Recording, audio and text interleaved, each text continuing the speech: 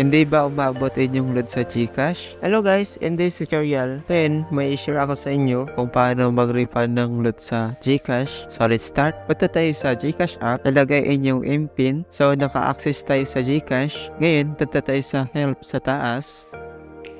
Scroll nyo lang, hanapin natin product and services. I didn't receive my load. Ngayon, scroll natin. Kung may nakita kayong sa ibaba, submit a ticket, click nyo lang. Dito sa submit ticket, ilagay natin mga impormasyon na kailangan. Bakit kayo nagtaka guys? Lakta ako. May privacy concern kaya hindi ko sinama. Pero kailangan pa rin yan guys. So, sundan nyo lang ibang procedure ko.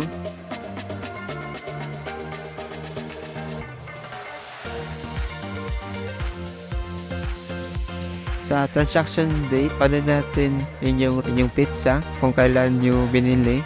Then, set nyo lang. Sa reference, paano natin inyong reference number sa screenshot o sa GCash record. Pagkatapos nyon, ilagay natin exact amount kung magkano value ng load.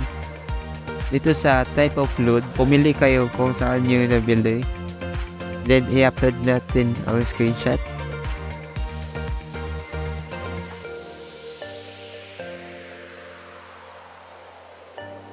Ngayon, sa concern, mag-explain kayo kung bakit hindi umabot inyong load para maintindihan ni GCash.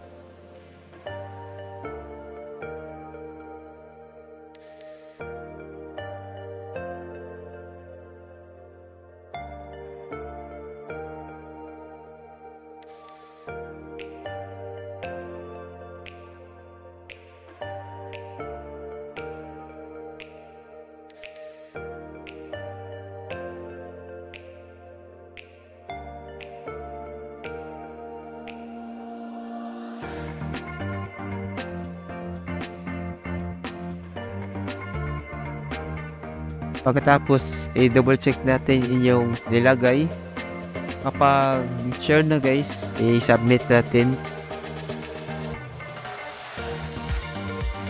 So, ito yung resulta sa refund request. Unfortunately, ang binigay sa akin is MPIN. Hindi siya umabot ng 24 hours. So, may tanong tayo sa ibang viewers. Ano mangyari kapag hindi mag-request ticket? Kahit hindi ka mag-request ticket, mabalik ni GCash, hindi siya load. Bakit pumunta ako sa help kapag hindi umabot ang load? Kung mag-request ticket kayo, syempre, load yan yung balik case. So, yun lang may tulong ko sa inyo guys.